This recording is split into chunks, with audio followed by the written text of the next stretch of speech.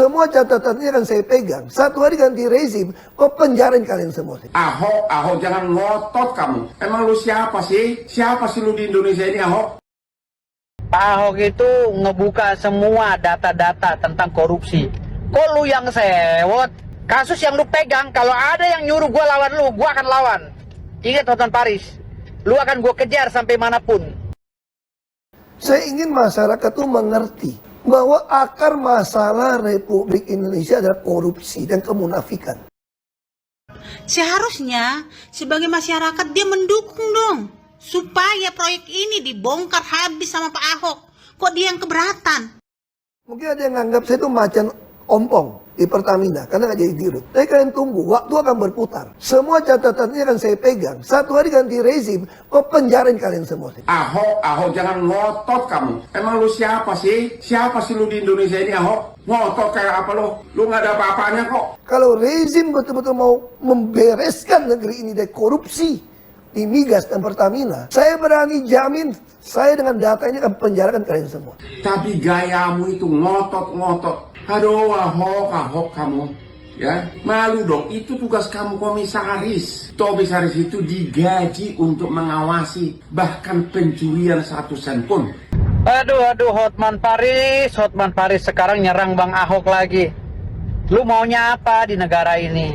Udah bener, Pak Ahok itu ngebuka semua data-data tentang korupsi.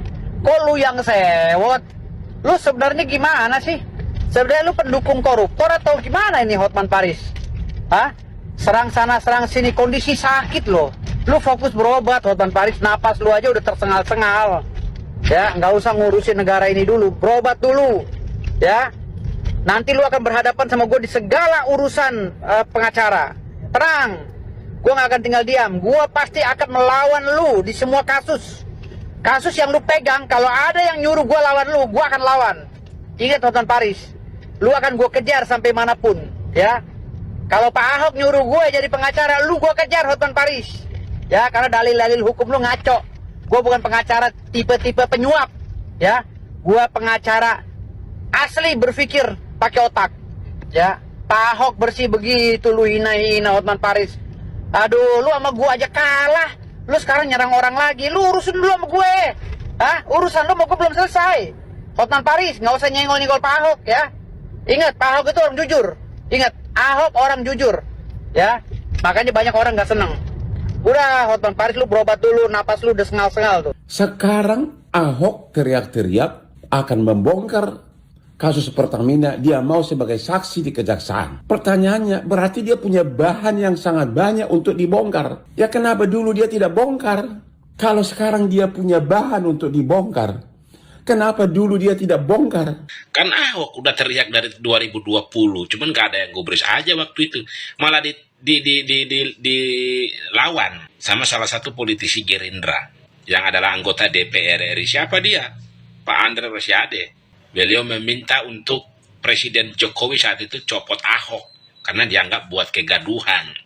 Usulan anggota DPR Andre Rosiade agar Presiden Jokowi mencopot Ahok dari posisi Komisaris Utama Pertamina mendapatkan kritikan dari PDI Perjuangan. Komisaris Utama PT Pertamina Basuki Cahayapurnama atau Ahok membeberkan sejumlah masalah di tubuh Pertamina. Ahok menyatakan ada persoalan yang dihadapi Pertamina, mulai dari urusan gaji hingga tata kelola perusahaan yang tidak efisien. Bang Andre ini punya komentar yang cukup keras, mengusulkan agar Ahok dicopot dari jabatannya sebagai Komisaris Utama Pertamina. Sebetulnya apa sih yang melatar belakangi sampai Abang mengeluarkan statement seperti itu? Apa yang salah sih sebetulnya? Pak Ahok ini mengeluarkan kegaduhan-kegaduhan baru lagi yang memberikan citra negatif kepada Pertamina. Di mana data yang disampaikan oleh Pak Ahok pun saya anggap tidak valid. Berbeda dengan data yang kami miliki. Contoh ya, kita buka satu persatu. Pak Ahok bilang banyak maling di Pertamina. Kalau memang banyak maling di Pertamina, ya monggo. Pak Ahok laporkan ke KPK, ke polisi, dan Kejaksaan Agung. Ya, laporkan. Ya, terbukti kan hari ini. Korupsi luar biasa kan di Pertamina. Kita dukung Ahok lah ya.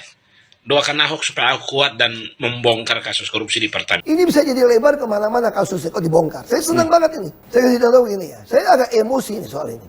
Saya di sini bukan mau mendefend Pertamina atau siapapun. Saya ingin masyarakat tuh mengerti bahwa akar masalah Republik Indonesia adalah korupsi dan kemunafikan. Kamu sebagai komisaris bertahun-tahun, kalaupun kamu tidak salah, tapi itu adalah suatu kegagalan kamu sebagai komisaris, ya. Itu adalah kegagalan kamu sebagai komisaris. Jadi kalau kamu memang gentleman, kembalikan semua gajimu sebagai komisaris utama Pertamina, bagikan kepada rakyat miskin. Dan nggak usah terlalu pansos lagi. Nggak mungkin kau terpilih jadi presiden. Yakin saya, nggak akan ada atau nggak akan banyak yang milih kamu jadi presiden. Karena sebagian besar warga Indonesia golongan Tionghoa pun nggak suka sama kamu. Jadi jangan ngotot lagi sekarang kemana-mana, ngotot. Ayo, dan salam untuk istrimu yang sekarang dan juga untuk mantan istrimu. Istriku masih ada, baru satu dan hanya satu. Ini permainan sudah lama yang masing-masing penguasa tidak mau stop. Makanya kenapa orang takut saya jadi dirut, demo-demo. Kalau saya jadi dirut, saya bisa langsung pecat tuh dirut subholding. Karena untuk ke notaris saya yang putuskan. Dan saya tidak pernah takut sama menteri BUMN manapun. Sama saya benar. Kenapa saya dikurung, tidak boleh jadi dirut? Janjikan saya jadi dirut untuk membereskan. Makanya saya hanya bisa melakukan sebatas bisa saya awasin. Ahok sama sekali tidak ada peran apapun membuat kasus mega korupsi Pertamina ini terbongkar. Justru itulah yang aku tanyakan. Sekarang tiba-tiba Ahok ngoceh di mana-mana, akan jadi saksi di kejaksaan. Saya siap bongkar. Itu yang saya tanya. Aku itu bertanya loh, kenapa Anda dulu diam? Bilang aja nggak tahu sama sekali, selesai. Saya bukan orang yang mau numpang hidup, nikmatin gaji besar, dan hasilnya jelas kok. Anda kan menanyakan apa fungsi saya. Saya sudah lakukan. Sebagai komod. Sepanjang sejarah Pertamina, dibandingkan dulu masih ekspor minyak $100 per barrel, tidak pernah capai keuntungan, pernah saya capai. 2,sekian miliar dolar udah melampaui keuntungan mereka dulu. Berarti borosnya minta ampun kan? Ya. Nah sekarang saya tanya, orang mau nuntut saya, apa yang lo lakukan? Saya udah lakukan terbaik untuk Pertamina. Kenapa nggak bisa sikat semua? Lo kasih gua dirut dong kayak gua jadi gubernur. Gua pecat-pecatin tiap minggu. Kasih Anda kekuasaan ya Pak? Iya, lu nggak nurut gua pecatin lo. Makanya saya kenapa begitu ngotot ke LKPP. Saya dengar isunya, kita butuh 800.000 lah, kira-kira BBM dan minyak mentah impor. Isunya itu bisa bagi-bagi sampai $2-4 per barrel. Per barrel.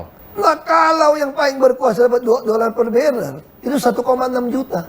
Makanya saya bilang, pemerintah saat ini, kalau tidak mau memperlakukan e-katalog di LKPP pengadaan bahan migas, saya berani jamin cuma mau ganti pemain. Ada yang mau makan itu uang. Oke. Saya mau tegaskan seperti itu aja.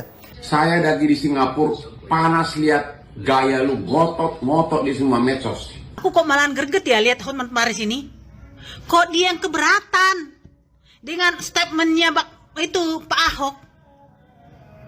Seharusnya sebagai masyarakat dia mendukung dong supaya proyek ini dibongkar habis sama Pak Ahok.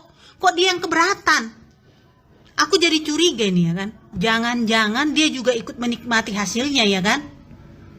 Dia loh dalam keadaan sakit. Dengan emosinya doh, dia itu berkomentar seperti itu. Ayo, coba Anda bayangkan.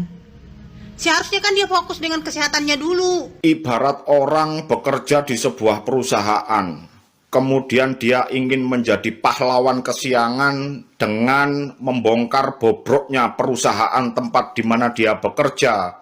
Dia mencari makan untuk anak istrinya. Dia pasti mikir-mikir, Pak. Kalau nggak dikucilkan atau diberhentikan, itu sudah pasti, Pak. Begitu juga dengan Pak Ahok. Sekarang dia sudah tidak menjabat sebagai komisaris utama di Pertamina. Dia tidak punya tendensi, tidak punya kepentingan apapun. Terus lapo, sampean sing sewot, sampean sing vokal, sampean sing kepanasan, iku lapo, iku tanda tanya. Sampean punya tendensi, punya kepentingan apa, ya? Tanda tanya besar itu.